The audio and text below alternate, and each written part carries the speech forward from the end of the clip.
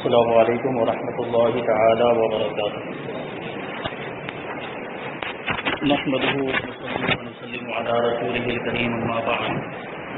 فاعوذ بالله من الشيطان الرجيم بسم الله الرحمن الرحيم ان الله وملائكته يصلون على النبي يا ايها الذين امنوا صلوا عليه وسلموا تسليما اللهم صل على سيدنا ومولانا محمد معدن الجود والكرم وآلہ الکرام ابنہ الکریم وبارک وسلم صلاۃ وسلام علیک یا رسول اللہ صلی اللہ تعالی علیہ وسلم۔ سورہ بقرہ آیت نمبر 34۔ اللہ تبارک و تعالی ارشاد فرماتا ہے وَإِذْ قُلْنَا لِلْمَلَائِكَةِ اسْجُدُوا لِآدَمَ فَسَجَدُوا إِلَّا إِبْلِيسَ أَبَى وَاسْتَكْبَرَ وَكَانَ مِنَ الْكَافِرِينَ۔ اور یاد کرو جب ہم نے فرشتوں کو حکم دیا کہ آدم کو سجدہ کرو تو ابلیس کے علاوہ سب نے سجدہ کیا، اس نے انکار کیا اور تکبر کیا اور کافر ہو گیا۔ اللہ تبارک و تعالیٰ نے حضرت آدم علیہ السلام کو تمام موجودات کا نمونہ اور عالم روحانی و جسمانی کا مجموعہ بنایا اور فرشتوں کے لیے حصول کمالات کا وسیلہ بنایا، تو انہیں حکم فرمایا کہ حضرت آدم علیہ السلام کو سجدہ کریں، کیونکہ اس میں حضرت آدم علیہ السلام کی فضیلت کا اعتراف اور اپنے مقولہ جو فرشتوں نے بات کہی تھی اتجعل فیہا من یفسد فیہا، کہ کیا تو زمین میں ایسے کو اپنا خلیفہ بنائے گا جو زمین میں فساد پھیلائے گا، پوریزی کرے گا، اس کی معذرت اور معافی بھی ہے۔ بہرحال تمام فرشتوں کو سجدے کا حکم دیا گیا اور ملائکہ مقربین جو اللہ تبارک و تعالی کے بالکل نزدیک والے جو فرشتے ہیں ان کے ساتھ تمام فرشتوں نے حضرت آدم علیہ السلام کو سجدہ کیا، لیکن شیطان نے سجدہ کرنے سے انکار کر دیا اور تکبر کے طور پر یہ سمجھتا رہا کہ وہ حضرت آدم علیہ السلام سے افضل ہے، اور اس جیسے انتہائی عبادت گزار فرشتوں کے استاد اور مقرب بارگاہ الہی کو سجدے کا حکم دینا حکمت کے خلاف ہے۔ وہ اپنے آپ کو بڑا سمجھتا تھا کہ وہ بڑا عابد و زاہد تھا، فرشتوں کو پڑھایا کرتا تھا، فرشتوں کا استاد تھا اور اللہ تبارک و تعالیٰ کی بارگاہ کا بڑا قرب رکھتا تھا۔ اس وجہ سے وہ گھمنڈ میں آ گیا، تکبر میں آ گیا اور کہنے لگا کہ میں آدم علیہ السلام سے افضل ہوں، اور جب میں افضل ہوں تو میں کسی ایسے کو سجدہ کیوں کروں جو مجھ سے زیادہ فضیلت نہیں رکھتا۔ اپنے اس باطل عقیدے، حکم الہی کی انکار اور تعظیم نبی سے تکبر کی وجہ سے وہ کافر ہو گیا۔ سب سے پہلے تو عقیدہ اس کا گمراہی والا عقیدہ تھا کہ اس نے اپنے آپ کو حضرت آدم علیہ السلام سے افضل سمجھ لیا، یہ عقیدہ اس کا غلط تھا۔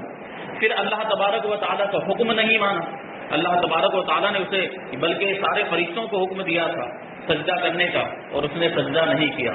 پھر تیسری چیز جو بنیادی حیثیت رکھتی ہے وہ یہ ایک نبی کی گستاخی، اس نے نبی کی گستاخی کی، یعنی حضرت آدم علیہ السلام کی، اس وجہ سے وہ کافر ہو گئے۔ حضرت آدم علیہ السلام اور ابلیس کا واقعہ قرآن پاک کی 7 صورتوں میں بیان کیا گیا ہے۔ اب اس میں سجدے کا ذکر ہے تو سجدے کے بارے میں چند ضروری مسائل آپ سماعت کریں۔ نمبر 1، سجدے کی 2 قسمیں ہیں، ایک عبادت کا سجدہ اور ایک تعظیم کا سجدہ۔ عبادت کا سجدہ کسی کو معبود سمجھ کر کیا جاتا ہے، جیسے کہ ہم اللہ تبارک و تعالیٰ کو سجدہ کرتے ہیں، نماز پڑھتے ہیں، تو اللہ تبارک و تعالیٰ کو ہم معبود سمجھتے ہیں، عبادت کے لائق سمجھتے ہیں، اپنا خدا سمجھتے ہیں، اور خدا سمجھتے ہوئے اس کو ہم سجدہ کرتے ہیں، تو یہ جو سجدہ ہوتا ہے وہ عبادت کا سجدہ کہلاتا ہے۔ اور تعظیم کا سجدہ وہ ہوتا ہے جس سے مسجود یعنی جسے سجدہ کیا جائے اس کی تعظیم مقصود ہوتی، عبادت مقصود نہیں ہوتی، تعظیم مقصود ہو تو اس کو تعظیم کا سجدہ کہتے ہیں۔ دوسرا مسئلہ یہ ہے کہ یہ قطعی عقیدہ ہے، قرآن و حدیث سے یہ بات ثابت ہے کہ سجدہ عبادت اللہ تبارک و تعالیٰ کے لیے خاص ہے، کسی اور کے لیے نہیں ہو سکتا اور نہ کسی شریعت میں کبھی جائز ہوا۔ عبادت کا جو سجدہ ہے وہ صرف اللہ تبارک و تعالیٰ کو کیا جا سکتا ہے، کسی اللہ تبارک و تعالیٰ کے علاوہ کسی کو بھی سجدہ عبادت نہیں کیا جا سکتا۔ اگر کوئی عبادت کا سجدہ خدا کے سوا کسی کو کرے گا تو وہ مشرک ہو جائے گا۔ تیسرا مسئلہ، فرشتوں نے حضرت آدم علیہ السلام کو تعظیمی سجدہ کیا تھا، جو حضرت آدم علیہ السلام کو سجدہ کرنے کا حکم دیا گیا تھا یہ سجدہ تعظیمی تھا، اور وہ باقاعدہ پیشانی زمین پر رکھنے کی صورت میں تھا، صرف سر جھکانا نہیں تھا۔ باقاعدہ جس طرح سجدے کا طریقہ ہے جو زمین پر پیشانی رکھ کر سجدہ کیا جاتا ہے، ویسے ہی حضرت جو سارے فرشتے تھے وہ حضرت آدم علیہ السلام کو انہوں نے سجدہ کیا۔ چوتھا مسئلہ، تعظیمی سجدہ پہلی شریعتوں میں جائز تھا۔ سجدہ تعظیمی پہلی شریعتوں کے اندر جائز تھا، ہماری شریعت میں منسوخ کر دیا، یعنی ہماری شریعت میں سجدہ تعظیمی نہیں ہے۔ اب کسی کے لیے سجدہ تعظیمی جائز نہیں، لہذا کسی پیر یا ولی یا مزار کو تعظیمی سجدہ کرنا حرام ہے۔ لیکن یہ یاد رہے کہ تعظیمی سجدہ کرنے والوں پر یہ بہتان باندھنا کہ یہ معبود سمجھ کر سجدہ کرتے ہیں، یہ اس تعظیمی سجدے سے بڑا جرم ہے، کیونکہ یہ مسلمانوں کو مشرک و کافر کہنا ہے۔ اب دیکھیں کہ بعض جاہل پیر ایسے پیدا ہو گئے جو اپنے آپ کو سجدہ کرواتے ہیں اور سجدہ تعظیمی کرواتے ہیں، اپنے مریدوں سے سجدہ کرواتے ہیں۔ جب ان کے مرید ان کے پاس آتے ہیں تو ان کے قدموں میں گر کر ان کو سجدہ کیا کرتے ہیں، باقاعدہ اس کا نام سجدہ بھی دیا جاتا ہے۔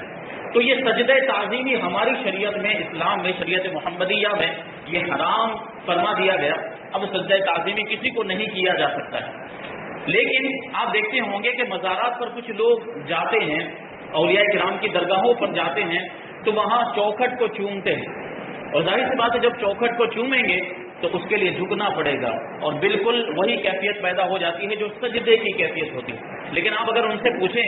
کہ آپ یہ جھکتے ہیں تو کیا سجدے کے لیے جھکتے ہیں، تو وہ انکار کریں گے کہ نہیں، ہم سجدہ کرنے کے لیے نہیں جھکتے ہیں بلکہ ہم چوکھٹ کو چومنے کے لیے جھکتے ہیں۔ تو اولیاء کرام رضوان اللہ تعالی علیہ مجمعین سے جو چیزیں نسبت رکھتی ہیں وہ متبرک ہو جاتی ہیں، وہ برکت والی ہو جاتی ہیں۔ یہاں تک کہ کسی ولی کے مزار کا ایک کاغذ کا ٹکڑا بھی اگر اچھی نیت کے ساتھ اور یقین کے ساتھ آپ تعویذ بنا کر پہن لے تو اللہ تبارک و تعالیٰ اس میں بھی شفا عطا فرما دیتا ہے۔ تو یہ اولیاء کرام کے مزارات کی برکت ہوتی ہے، اس لیے ہم وہاں کے در و دیوار کو بھی چومتے ہیں، ان کے دروازوں کو بھی چومتے ہیں، ان کی چوکھٹ کو بھی چومتے ہیں۔ لیکن علماء کرام اس سے منع فرماتے ہیں کیونکہ اس میں بظاہر سجدے کی صورت پیدا ہو جاتی ہے، ایسا لگتا ہے کہ آدمی سجدہ کر رہا ہے، اس لیے اتنا جھکنے سے بچنا چاہیے کہ کیفیت دیکھنے والے کو ایسا لگے کہ سجدہ کر رہا ہے۔ تو ہماری نیت سجدہ کرنے کی نہیں ہوتی، ہماری نیت چوکھٹ چومنے کی ہوتی ہے، لیکن اس سے بھی بچنا چاہیے کیونکہ غیر لوگ پھر دیکھتے ہیں تو وہ کہتے ہیں کہ دیکھو سنی یہ مزارات کی عبادت کر رہے ہیں، یہ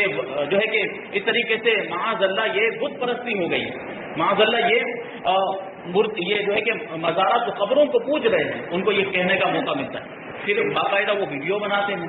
کہ دیکھو مزارات پر ایسے ایسے خرافات ہوتے ہیں کہ لوگ سجدے کر رہے ہیں، لوگ یہاں پہ عبادتیں کر رہے ہیں، اور پھر باہر کے ممالک میں جو عرب کے ممالک ہیں وہاں پر لے جا کر دکھاتے ہیں کہ دیکھو یہ بریلوی مذہب ہے، یہ بریلوی مسلک ہے۔ اس طریقے سے وہ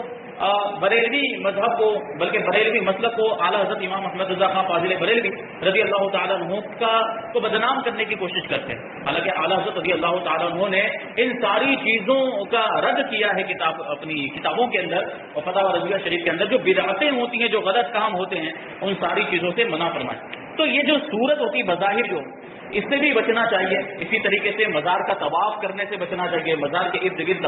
طواف صرف خانہ کعبہ کا کیا جا سکتا ہے، طواف صرف خانہ کعبہ کا ہوتا ہے، کسی مزار کا طواف ہم نہیں کر سکتے، یہ جائز نہیں ہے۔ تو طواف جو کرتے ہیں یہ غلط کام ہوتا ہے۔ اسی طریقے سے مزار کو کچھ لوگ چومتے ہیں، بڑے جو ہے کہ وہ آپ دیکھیں جوشیلے انداز میں ان کا معاملہ ہوتا ہے مزار کو چومنے کا، تو اس سے بھی علماء منع فرماتے ہیں کہ اس میں جو صاحب مزار ہے ان کی بے ادبی کا اندیشہ ہوتا ہے کہ کبھی آدمی پورا وزن جو ہے مزار پہ ڈال دے رہا ہے، کبھی پورا جھک جا رہا ہے، کبھی عجیب و غریب کیفیت پیدا ہو جاتی ہے، کبھی عجیب و غریب حالت اس کی پیدا ہو جاتی ہے، دیکھنے والوں کو بھی تعجب ہوتا ہے کہ یہ کیسے معاملات ہو رہے ہیں۔ تو جو آداب بتائے گئے ہیں کتابوں کے اندر وہ یہ ہے کہ جب کسی ولی کے مزار پر حاضر ہو تو یہ تصور لے کر حاضر ہو کہ اگر وہ زندہ ہوتے ہیں، ہمارے سامنے ظاہری حیات کے ساتھ موجود ہوتے ہیں تو ہم کس طریقے سے ان کی بارگاہ میں حاضر ہوتے ہیں، بالکل اسی طریقے سے ہمیں کسی بھی ولی کے مزار پر حاضر ہونا چاہیے، کیونکہ ہمارا تو عقیدہ ہے کہ اولیاء کرام اپنی قبروں میں زندہ ہے کہ نہیں، ہمارا عقیدہ ہے اولیاء کرام اور انبیاء کرام اپنی قبروں میں زندہ ہیں، یہ ہمارا عقیدہ سنیوں کا عقیدہ ہے۔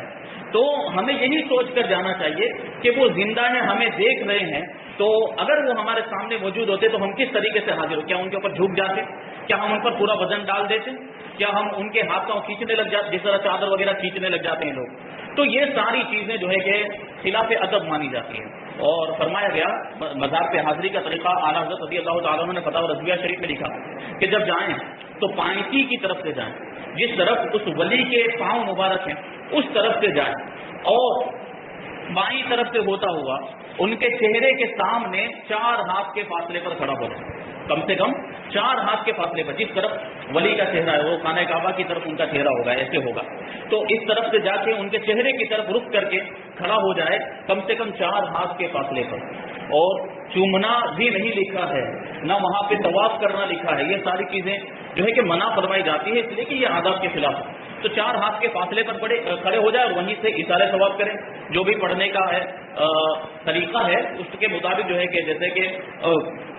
कुल शरीफ पढ़ा जा सकता है, सूरह फातिहा वगैरह पढ़ी जाती है। और फतह रज़विया में जो लिखा है वो ये है कि सबसे पहले उस वली को सलाम अर्ज करें, उन वली की बारगाह में सलाम पेश करें और इस तरह अंदाज हो कि अस्सलामु अलैकुम या सय्यदी व रहमतुल्लाहि व बरकातहू, कि ए हमारे आका, ए मेरे आका, आप पर सलामती हो, अल्लाह की रहमतें और अल्लाह की बरकतें हो। तो इस तरीके से सलाम अर्ज करें। सलाम अर्ज करने के बाद फिर जो है कि वो पढ़ना शुरू करें। सबसे पहले दुरूद गौसिया पढ़े 3 मरतबा, फिर उसके बाद सूरह फातिहा पढ़े, उसके बाद आयतुल कुर्सी पढ़े, उसके बाद 7 मरतबा सूरह इखलास यानी कुल हुवल्लाहु अहद पढ़े, फिर 7 मरतबा फिर 7 मतलब दुरूद गौसिया पढ़े। और अगर वक्त हो तो आप सूरह यासीन शरीफ भी पढ़ सकते हैं, सूरह मुल्क भी पढ़ सकते हैं, सूरह रहमान वगैरह भी आप पढ़ सकते हैं। तो ये जो कुछ भी आपने चीजें पढ़ी हैं इनका ईसाल करें, ईसाल सवाब करें, हुजूर अक़दस सल्लल्लाहु अलैहि वसल्लम की बारगाह में पेश करें, तमाम अंबिया की बारगाह में, तमाम सहाबा की, तमाम औलिया किराम की बारगाह में, और खास तौर पर जो साहिब मज़ार हैं जिनकी बारगाह में आप हाजिर हुए हैं उनकी बारगाह में भी इसका ईसाल सवाब करें। और फिर अल्लाह तबारक व तआला की बारगाह में दुआ करें। आप अपनी जो भी हाजत लेकर पहुंचे हैं अल्लाह तबारक व तआला की बारगाह में दुआ करें। एक बात आप याद रखें कि दुआ सिर्फ अल्लाह ताला से की जा सकती है। दुआ एक इबादत है और इबादत सिर्फ अल्लाह तबारक व तआला की हो सकती है। तो दुआ सिर्फ अल्लाह ताला से, ये नहीं होना चाहिए कि वली से हम दुआ करते हैं, वली से उनसे मांगा जा सकता है, उनसे इस्तिगासा किया जा सकता है, उनको पुकारा जा सकता है, उनकी बारगाह में फरियाद की जा सकती है, उनकी बारगाह में हम अपना मकसद, अपनी हाजत रख सकते हैं, उनके वसीले से दुआ कर सकते हैं, लेकिन उनसे डायरेक्ट दुआ नहीं कर सकते। दुआ अल्लाह तबारक व तआला से की जा सकती है कि दुआ एक इबादत है। बल्कि फरमाया गया कि अद्दुआ मुख्कुल इबादत, कि दुआ ये इबादत का मग़ज़ है, इबादत की असल है। तो दुआ अल्लाह तबारक व तआला ही से करें और वली की के वसीले से अल्लाह तबारक व तआला की बारगाह में, क्योंकि वो जो औलियाए किराम होते हैं ये अल्लाह तबारक व तआला के मुक़र्रब होते हैं, अल्लाह के नेक बंदे होते हैं। पूरी जिंदगी उन्होंने अल्लाह तबारक व तआला की फरमाबरदारी में गुजार दी, नाफरमानी से बचते हुए, गुनाहों से बचते हुए पूरी जिंदगी गुजार दी, तो उनका मर्तबा बहुत बुलंद व बाला होता है। और जब ऐसे लोगों का वसीला अल्लाह तबारक व तआला की बारगाह में पेश किया जाए तो दुआएं जल्दी कबूल हो जाया करती हैं। तो पहले अल्लाह तबारक व तआला की बारगाह में वली का वसीला देकर, बल्कि सारे औलिया किराम का और खास तौर पर हुजूर अक़दस सल्लल्लाहु अलैहि वसल्लम का वसीला देकर दुआ करें तो दुआ की मकबूलियत की उम्मीद बहुत ज्यादा बढ़ जाती है। उसके बाद फिर इस्तिग़ासा पेश करें वली की बारगाह में, क्या हम आपकी बारगाह में आए हैं, ये हाजत लेकर आए हैं, ये फरियाद लेकर आए हैं और ये हमारा जो है कि मकसद है, तो आप अल्लाह की बारगाह में हमारे लिए दुआ करें कि हमारी ये हाजत पूरी हो जाए, हमारी ये मुराद पूरी हो जाए। तो ये जो तरीका होता है ये औलिया किराम की बारगाह में हाजिरी देने का तरीका सही तरीका होता है। तो सजदे ताज़ीमी ये हमारी शरीयत में हराम, किसी वली को, किसी पीर को, किसी मज़ार पर सजदे ताज़ीमी नहीं किया जा सकता। इस पर आला हज़रत इमाम अहमद रज़ा ख़ान क़ादिर बरेलवी रज़ी अल्लाह तआला अन्हु ने पूरा एक रिसाला लिखा है सजदे ताज़ीमी के हराम होने पर, जिसका नाम है अज़्ज़ुब्दतुज़ ज़किय्या फ़ी तहरीमी सुजूद तहिय्या, गैरुल्लाह के लिए सजदे ताज़ीमी के हराम होने का बयान। ये फतावा रज़विया की 22वीं जिल्द, जो 30 जिल्दों में फतावा रज़विया शाये हुई है, उसकी 22वीं जिल्द में ये रिसाला मौजूद है, ये किताब पूरी मौजूद। अब आगे देखिए, इसमें बुनियादी जो चीज़ है वो ये है कि शैतान ने, इब्लीस ने हज़रत आदम अलैहिस्सलाम को सजदा करने से इनकार कर दिया। उसकी बुनियादी वजह ऐसी कि वो मुतकब्बिर हो गया था, वो घमंडी हो गया था, तकब्बुर की बुनियाद पर उसने सजदा नहीं किया। इस वाक़े से मालूम हुआ कि तकब्बुर यानी घमंड एक ऐसा खतरनाक अमल है कि ये बाद औक़ात बंदे को कुफ्र तक पहुंचा देता है। इसलिए हर मुसलमान को चाहिए कि वो तकब्बुर करने से बचे। हज़रत अब्दुल्लाह इब्न मसूद रज़ी अल्लाह तआला अन्हु से रिवायत है, नबी करीम सल्लल्लाहु अलैहि वसल्लम ने इरशाद फरमाया, तकब्बुर हक़ की मुखालफत करने और लोगों को हक़ीर जानने का नाम। सच बात, अपने आप को बड़ा समझते हो, सच बात का भी इनकार कर रहा है और लोगों को हक़ीर समझता है, लोगों को छोटा समझता है। कभी कोई छोटा आदमी जो बज़ाहिर दुनियावी एतबार से छोटा है या किसी पेशे के एतबार से, इल्म की वजह से छोटा है, अगर वो कोई सही बात बोल भी दे, अगर वो सही बात भी बोल दे, तो जो बड़ा आदमी है, जो माल के एतबार से बड़ा या दुनियावी जाहो जलाल के एतबार से बड़ा है, तो वो ये सोचकर उसकी बात का इनकार करते कि ये मामूली आदमी, ये आजकल का आया हुआ इंसान, छोटा सा इंसान मुझे सिखाने बैठा है, मैं इसकी बात को क्यों मानूं। तो इस तरह की बातें होती हैं, ये तकब्बुर है। حضرت عبداللہ بن مسعود رضی اللہ تعالیٰ عنہ سے روایت ہے، حضور اقدس صلی اللہ علیہ وسلم نے ارشاد فرمایا تکبر سے بچتے رہو، کیونکہ اسی تکبر نے شیطان کو اس بات پر ابھارا تھا کہ وہ حضرت آدم علیہ السلام کو سجدہ نہ کرے۔ حضرت سلمہ بن اقوا رضی اللہ تعالیٰ عنہ سے روایت ہے، حضور اقدس صلی اللہ علیہ وسلم نے ارشاد فرمایا آدمی دوسرے لوگوں کے مقابلے میں اپنی ذات کو بلند سمجھتا رہتا ہے، یہاں تک کہ اسے تکبر کرنے والوں میں لکھ دیا جاتا ہے، پھر اسے وہی عذاب پہنچے گا جو تکبر کرنے والوں کو پہنچا۔ یعنی اگلی امتوں کے اندر جو تکبر کرنے والے تھے، جو مستکبرین تھے، جو تکبر کرنے والے تھے، گھمنڈ کرنے والے تھے، اپنے آپ کو بڑا سمجھنے والے تھے، ان کے عذاب کا ذکر قرآن مجید کے اندر جا بجا کیا گیا ہے کہ ان کو کیسا عذاب دیا جائے گا۔ تو جو اس امت میں سے بھی تکبر کرے گا انہیں بھی ویسا ہی عذاب دیا جائے گا جو اگلی امتوں کے تکبر کرنے والوں کو دیا گیا۔ آیت نمبر 35 اور 36 وَقُلْنَا يَا آدَمُ اسْكُنْ أَنْتَ وَزَوْجُكَ الْجَنَّةَ وَكُلَا مِنْهَا رَغَدًا حَيْثُ شِئْتُمَا وَلَا تَقْرَبَا هَٰذِهِ الشَّجَرَةَ فَتَكُونَا مِنَ الظَّالِمِينَ فَأَزَلَّهُمَا الشَّيْطَانُ عَنْهَا فَأَخْرَجَهُمَا مِمَّا كَانَا فِيهِ وَقُلْنَا اهْبِطُوا بَعْضُكُمْ لِبَعْضٍ عَدُوٌّ وَلَكُمْ فِي الْأَرْضِ مُسْتَقَرٌّ وَمَتَاعٌ إِلَىٰ حِينٍ۔ اور ہم نے فرمایا اے آدم تم اور تمہاری بیوی جنت میں رہو اور بغیر روک ٹوک کے جہاں تمہارا جی چاہے کھاؤ، البتہ اس درخت کے قریب نہ جانا ورنہ حد سے بڑھنے والوں میں شامل ہو جاؤ گے۔ تو شیطان نے ان دونوں کو جنت سے لغزش دی، پھر انہیں وہاں سے نکلوا دیا جہاں وہ رہتے تھے، اور ہم نے فرمایا تم نیچے اتر جاؤ، تم ایک دوسرے کے دشمن بنو گے اور تمہارے لیے ایک خاص وقت تک زمین میں ٹھکانا اور زندگی گزارنے کا سامان ہے۔ حضرت آدم علیہ السلام کو جب اللہ تبارک و تعالیٰ نے پیدا کیا تو آپ کو جنت میں بسایا، جنت میں آباد کیا، تنہا کوئی دوسری مخلوق نہیں تھی جنت میں۔ حضرت آدم علیہ السلام گھومتے رہتے تھے، اور انسان کی فطرت ایسی ہے، اس کا نیچر ایسا ہے کہ وہ تنہا اور اکیلا نہیں رہ سکتا۔ تو حضرت آدم علیہ السلام کو تنہائی کی وحشت ستانے لگی، اکیلا پن آپ کو کھانے لگا، تو آپ نے اللہ تبارک و تعالیٰ کی بارگاہ میں عرض کیا کہ اے میرے پروردگار میری جنس کا کوئی دوسرا بھی پیدا کر دے جس سے میں انسیت حاصل کروں، اور یہ بھی میری جو تنہائی کی وحشت، جو تنہائی اور اکیلے پن کی جو گھبراہٹ ہے یہ دور ہو جائے۔ تو اللہ تبارک و تعالیٰ نے حضرت حوا رضی اللہ تعالیٰ عنہا کو پیدا فرمایا، اور یہ دونوں یعنی حضرت آدم علیہ السلام، حضرت حوا رضی اللہ تعالیٰ عنہا، دونوں کا نکاح ہوا۔ اللہ تبارک و تعالیٰ نے خود خطبہ ارشاد فرمایا، اور مہر کے طور پر آپ نے واقعہ سنا ہوگا کہ حضرت آدم علیہ السلام نے ہمارے آقا پر درود بھیجا، اور وہی درود حضرت آدم علیہ السلام اور حوا رضی اللہ تعالیٰ عنہا کا یہ مہر قرار پایا۔ پھر آپ جو ہے کہ جنت میں رہنے لگے۔ اس کے بعد یہ واقعہ پیش آیا تھا، اللہ تبارک و تعالیٰ نے ارشاد فرمایا کہ جنت میں آپ جہاں بھی جائیں جو چاہیں کھا سکتے ہیں، لیکن اس درخت کے قریب مت جانا۔ تو حضرت آدم اور یہ ابلیس کا جو واقعہ ہے جنت کے اندر، یہ جنت سے حضرت آدم علیہ السلام اور حضرت حوا زمین پر کیسے تشریف لائے، یہ پورا واقعہ تفصیل کے ساتھ قرآن مجید میں مختلف مقامات پر بیان کیا گیا، تھوڑا تھوڑا بیان کیا گیا ہے، اس کو یہاں ایک ساتھ میں بیان کرتے ہیں۔ حضرت آدم علیہ السلام کو سجدہ نہ کرنے کی وجہ سے شیطان مردود ہو گیا تھا، اسے اللہ تبارک و تعالیٰ کی بارگاہ سے نکال دیا، لہذا وہ حضرت آدم علیہ السلام کو نقصان پہنچانے کی طاق میں رہا، کیونکہ حضرت آدم علیہ السلام کو سجدہ نہ کرنے کی وجہ سے ہی اس کے ساتھ یہ معاملہ ہوا تھا۔ اللہ تعالیٰ نے حضرت آدم علیہ السلام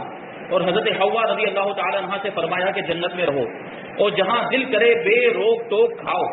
البتہ اس درخت کے قریب نہ جانا۔ ایک خاص ایک مخصوص درخت تھا جنت کے اندر جس کے بارے میں اللہ تبارک و تعالیٰ نے ارشاد فرمایا تھا کہ اس درخت کے قریب مت جانا۔ شیطان نے ان کے دل میں وسوسہ ڈالا اور کہنے لگا کہ تمہیں تمہارے رب نے اس درخت سے اس لیے منع فرمایا ہے کہ کہیں تم فرشتے نہ بن جاؤ یا تم ہمیشہ زندہ رہنے والے نہ بن جاؤ۔ اور اس کے ساتھ شیطان نے قسم کھا کر کہا کہ میں تم دونوں کا خیر خواہ ہوں، تمہارا بھلا چاہنے والا ہوں۔ اس پر انہیں خیال ہوا کہ اللہ پاک کی جھوٹی قسم کون کھا سکتا ہے، وہ بھی ابلیس جو بڑا عابد و زاہد تھا، بڑا عبادت گزار تھا، ظاہری عبادتیں اس کی بہت زیادہ ہوں۔ لوگ مطلب اس کو دیکھیں آپ، جیسے کہ آج کے زمانے میں بد مذہبوں کا معاملہ ہوتا ہے کہ ظاہری جو ان کے اعمال ہوتے ہیں بہت خوبصورت، بہت اچھے، نمازوں کے بہت زیادہ پابند ہیں اور ساری دوسری چیزوں کی بڑی پابندی کرتے ہیں، تو دیکھنے پر لگتا ہے کہ کتنی شریعت کی پابندی کرتے ہیں، کتنے اسلام کے پابند، لیکن ان کے دل کھوٹے ہیں، دل میں ان کے کھوٹ ہے۔ ایسا ہی شیطان کا ابلیس کا معاملہ تھا کہ ظاہری اعمال بہت اچھے تھے لیکن دل کے اندر اس کے تکبر تھا۔ اس لیے حضرت آدم علیہ السلام کو خیال ہوا کہ اللہ تبارک و تعالیٰ کی جھوٹی قسم کون کھا سکتا ہے۔ اس خیال سے حضرت حوا رضی اللہ تعالیٰ عنہ نے اس میں سے کچھ کھا لیا، اس درخت میں، پھر حضرت آدم علیہ السلام کو دیا تو انہوں نے بھی کھا لیا، اور یہ خیال کیا کہ اللہ تبارک و تعالیٰ کی جو ممانعت ہے یہ تحریمی نہ تھی بلکہ تنزیہی تھی۔ اللہ نے جو منع فرمایا تھا یہ حرام قرار دینے کے لیے نہیں تھا، بلکہ ایک ناپسندیدگی کا اظہار تھا۔ بس یہ عمل ایک ناپسندیدہ عمل ہے، اس کا یہ مطلب نہیں تھا کہ اس درخت سے کھانا حرام ہے۔ یہاں حضرت آدم علیہ السلام سے اجتہاد میں خطا ہوئی، اور خطائے اجتہادی گناہ نہیں ہوتی، یعنی کوئی علم والا اپنے علم کی روشنی میں غور و فکر کرتا ہے، اور غور و فکر کرنے کے بعد کسی نتیجے پر پہنچتا ہے کہ ایسا ہونا چاہیے یا ایسا نہیں ہونا چاہیے، تو وہ اس کا اجتہاد کہلاتا ہے۔ علم والا کوئی صاحب اجتہاد جو اجتہاد کے درجے پر فائز ہو، جب وہ اجتہاد کرتا ہے، غور و فکر کرنے کے بعد کسی نتیجے پر پہنچتا ہے، تو اسے اجتہاد کہا جاتا ہے، اور اس میں غلطی ہو جائے تو اسے خطائے اجتہادی کہا جاتا ہے، اسے اجتہادی خطا کہا جاتا ہے۔ حضرت آدم علیہ السلام سے بھی یہی خطا ہوئی، اور اجتہادی جو خطا ہے یہ گناہ نہیں ہوتی،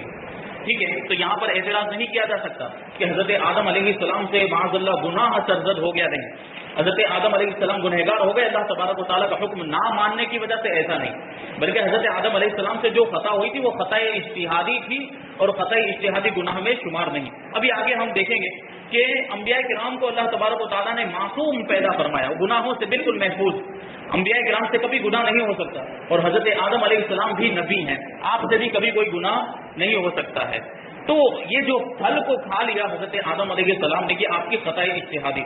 چنانچہ شیطان کے دھوکے کی وجہ سے انہوں نے اس ممنوع درخت کا پھل کھا لیا، اور پھل کھاتے ہی ان کے پردے کے مقام بے پردہ ہو گئے، جو چھپانے کی جگہ تھی شرمگاہ وہ بے پردہ ہو گئے، اور اسے چھپانے کے لیے ان پر پتے ڈالنے لگے۔ اس وقت اللہ تبارک و تعالیٰ نے فرمایا کہ کیا میں نے تمہیں اس درخت سے منع نہیں کیا تھا، اور میں نے تم سے یہ نہ فرمایا تھا کہ شیطان تمہارا کھلا ہوا دشمن ہے؟ اس کے بعد حکم الہی ہوا کہ تم زمین پر اتر جاؤ۔ اب تمہاری اولاد آپس میں ایک دوسرے کی دشمن ہوگی، اور تم ایک خاص وقت تک زمین میں رہو گے۔ زمین پر تشریف آوری کے بعد حضرت آدم علیہ السلام ایک عرصے تک اپنی لغزش کی معافی مانگتے رہے، حتیٰ کہ آپ کو اللہ تبارک و تعالیٰ کی طرف سے چند کلمات سکھائے گئے، چند الفاظ سکھائے گئے، کہ جب آپ نے ان کلمات کے ذریعے سے توبہ اور معافی مانگی اور اس کی درخواست کی، تو اللہ تبارک و تعالیٰ نے آپ کی توبہ قبول فرمائی اور وہ لغزش معاف فرما دی۔ اب آپ دیکھیں، اس میں بھی بہت بڑی حکمت تھی جو حضرت آدم علیہ السلام سے خطائے اجتہادی ہوئی۔ اگر یہ خطائے اجتہادی نہ ہوتی تو حضرت آدم علیہ السلام زمین پر تشریف نہ لاتے۔ جب آپ زمین پر تشریف نہ لاتے تو یہ جو زمین اور یہ جو انسانوں کی ریل پہ اگر ہم جو دیکھ رہے ہیں یہ سلسلہ نہ ہوتا، انسانوں کی نسل آگے نہ بڑھتی، زمین پر یہ آبادی نہ ہوتی انسانوں کی اس طریقے سے۔ تو اس میں بھی ایک حکمت ہے کہ حضرت آدم علیہ السلام اور حضرت حوا دنیا میں تشریف لائے، اور آپ کی اولاد کا سلسلہ جاری ہوا، پھر انسان پوری دنیا کے اندر پھیل گئے اس طریقے سے۔ یہاں ایک اہم مسئلہ یاد رکھنا ضروری ہے، کیونکہ آج کل بے باکی کا دور ہے، جس کا جو چیز آتا ہے وہ بول دیتا ہے، یہاں تک کہ مذہبی معاملات میں اور اہم عقائد میں بھی زبان کی بے احتیاطیاں شمار سے باہر کچھ بھی بول دیتے ہیں لوگ۔ اس میں سب سے زیادہ بے باکی جس مسئلے میں دیکھنے میں آتی ہے وہ حضرت آدم علیہ السلام کا جنتی ممنوع درخت سے پھل کھا لینا ہے۔ اعلیٰ حضرت امام احمد رضا خان فاضل بریلوی رضی اللہ تعالیٰ عنہ فرماتے ہیں، غیر تلاوت میں اپنی طرف سے حضرت آدم علیہ السلام کی طرف نافرمانی اور گناہ کی نسبت کرنا حرام ہے، کیونکہ اللہ تبارک و تعالیٰ نے قرآن مجید کے اندر ارشاد فرمایا بہت سے ایسے الفاظ ہیں جن کا ظاہری معنی ایسا ہوتا ہے، لیکن ہماری کوئی مجال نہیں کہ ہم حضرت آدم علیہ السلام کو معاذ اللہ نافرمان کہتے ہیں، معاذ اللہ حضرت آدم علیہ السلام کو گنہگار کہتے ہیں، یہ حرام ہے۔ بلکہ بعض علماء نے اس کی تصریح فرمائی ہے، ایک جماعت علماء کرام نے اسے کفر بھی بتایا، کسی نبی کو معاذ اللہ نافرمان کہہ دینا، کسی نبی کو گنہگار کہہ دینا، یہ کفر تک لے جانے والی بات۔ لہذا اپنے ایمان اور قبر و آخرت پر ترس کھاتے ہوئے ان معاملات میں خاص طور پر اپنی زبان پر قابو رکھنا چاہیے۔ آگے اللہ تبارک و تعالیٰ نے ارشاد فرمایا ولا تقربا، آیت میں اصل ممانعت درخت کا پھل کھانے کی ہے، لیکن اس کے لیے فرمایا کہ قریب نہ جانا، پھل نہ کھانا اصل مقصود ہے کہ پھل نہ کھایا جائے، لیکن قریب جانے سے بھی منع فرمایا۔ تو کبھی ایسا ہوتا ہے کہ جب کسی چیز سے ہم منع کرنا چاہتے ہیں تو اس کے قریب جانے سے بھی روکتے ہیں، کیونکہ آدمی جب قریب جائے گا تبھی تو اس چیز میں مبتلا ہوگا، اسی وجہ سے قریب جانے سے بھی منع فرما دیا۔ اس طرز کتاب سے علماء نے یہ مسئلہ نکالا ہے کہ اصل فعل کے ارتکاب سے بچانے کے لیے اس کے قریب جانے سے بھی روکنا چاہیے۔ جیسے بچے کے سیڑھیوں سے گرنے کا اندیشہ ہوتا ہے تو اسے صرف سیڑھیوں پر کھڑا ہونے سے منع نہیں کرتے، بلکہ سیڑھیوں کے قریب بھی نہیں جانے دیتے، کیونکہ مقصد یہ ہوتا ہے کہ بچہ قریب جائے گا پھر سیڑھی پر چڑھے گا اور گرے گا، اس سے بہتر ہے کہ اسے سیڑھی کے قریب جانے ہی سے منع کر دیا جائے۔ اسی طرح 20 کاموں میں علماء کرام اسی اندیشے سے منع فرماتے ہیں کہ کوئی فعل بذات خود منع نہیں ہوتا، لیکن اگر لوگ اس کے قریب جائیں گے تو ممنوع کا ارتکاب کر بیٹھیں گے۔ جیسے عورتوں کو قبرستان جانے سے منع کرنے میں یہی حکمت ہے کہ عورتوں کا قبرستان میں جانا اصل میں منع نہیں، لیکن جب وہ قبرستان جائیں گی تو آہو پھگا کریں گی، چلائیں گی، روئیں گی زور زور سے، اور یہ سارے کام شریعت میں منع ہے، اس وجہ سے اس سے منع کیا۔ اسی طریقے سے آپ دیکھیں مزارات اولیاء پر ہمارے علماء اہل سنت میں اولیاء کرام کے مزارات پر عورتوں کو جانے سے منع فرمایا۔ اعلیٰ حضرت امام احمد رضا خان فاضل بریلوی رضی اللہ تعالیٰ عنہ اس تعلق سے ایک پورا رسالہ لکھا ہے کہ عورتیں مزار پر جا سکتی ہیں کہ نہیں جا سکتی، تو اس میں منع فرمایا گیا کہ عورتوں کو مزارات پر نہیں جانا چاہیے، کہ عورتیں مزارات پر جائیں گی وہاں مرد اور عورتوں کا اختلاط ہوگا، وہاں مرد پہلے سے موجود ہوتے ہیں، تو اس کی وجہ سے بدنگاہی ہوگی، گناہوں کے کام ہوں گے، دوسری اور ہم دیکھتے بھی ہیں آج کے زمانے میں بہت سارے معاملات مزارات پر ہوتے ہیں اس طرح کے، مرد اور عورتیں جمع ہوتی ہیں وہاں سارے معاملات، بلکہ میں آپ کو بتاؤں یہ کہتے ہوئے شرم آ رہی ہے کہ باقاعدہ جو جگہ فکس کی جاتی ہے، تاریخ دی جاتی ہے کہ فلاں تاریخ پر فلاں ولی کے مزار پہ ہمیں ملاقات کرنی ہے، معذرت یہ ولیوں کے مزار کیا اس لیے تھے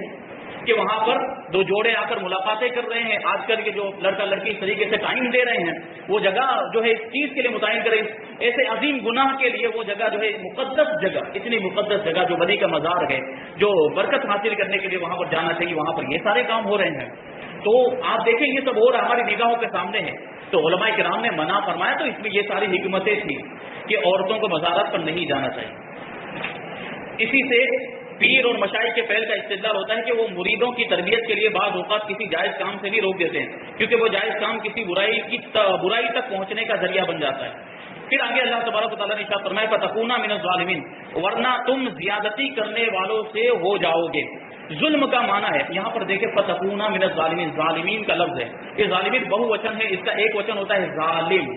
اور ظالم کا جو معنی ہے اگر اس کی برائی کے اعتبار سے دیکھیں تو یہ بہت سخت معنی ہے۔ اب اس میں جو ہے بظاہر اس کا جو ترجمہ ہوتا ہے سمجھانے کے لیے کہہ رہا ہوں، ورنہ ہماری کوئی اوقات نہیں کہ ہم حضرت آدم علیہ السلام اور حضرت حوا علیہ السلام کو معاذ اللہ ان کے لیے یہ لفظ استعمال کریں، ہرگز ہم ان کے لیے یہ لفظ استعمال نہیں کر سکتے۔ ظالم کا لفظ حضرت آدم علیہ السلام کے لیے اور حضرت حوا رضی اللہ تعالیٰ عنہ کے لیے ہرگز استعمال نہیں کر سکتے۔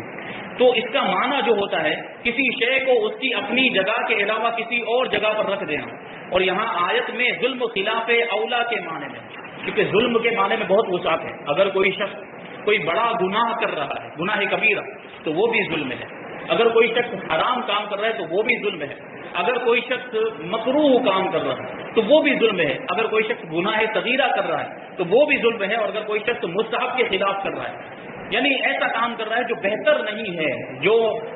ناپسندیدہ عمل ہے، تو یہ بھی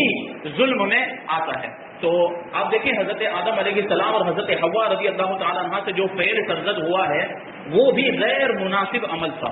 اور ایک خلاف اولا کام تھا، اسے ہم گناہ نہیں کہہ سکتے۔ تو اس اعتبار سے آپ دیکھیں تو یہ ظلم کی نسبت ان کی طرف کی گئی ہے اور ہم اس کا ترجمہ ہرگز ظالم نہیں کریں گے۔ اسی وجہ سے آپ دیکھیں کہ اعلیٰ حضرت رضی اللہ تعالیٰ عنہ نے ترجمہ کیا ہے حد سے بڑھنے والے، ٹھیک ہے۔ انبیاء کرام علیہ السلام کو ظالم کہنے والوں کا حکم، یاد رہے کہ انبیاء کرام کو ظالم کہنا گستاخی اور توہین ہے، اور جو انبیاء کرام کو ظالم کہے وہ کافر ہے۔ اللہ تعالیٰ مالک اور مولا ہے، وہ اپنے مقبول بندوں کے بارے میں جو چاہے فرمائے۔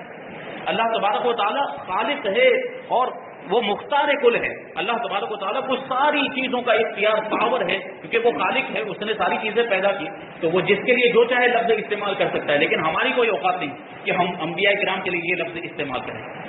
تو کسی دوسرے کی کیا مجال ہے کہ وہ انبیاء کرام سے متعلق کوئی خلاف ادب کلمہ زبان پر لائے اور اللہ تبارک و تعالیٰ کے اس طرح کے خطابات کو اپنی جرت اور بے باکی کی دلیل بنا، یعنی یہ لفظ بول دے اور پھر کہے کہ اللہ تبارک و تعالیٰ نے بھی تو کہا ہے، تو معاذاللہ یہ نہیں ہو سکتا، کیونکہ اللہ تبارک و تعالیٰ نے اپنے مقام و مرتبے کے اعتبار سے اور اپنی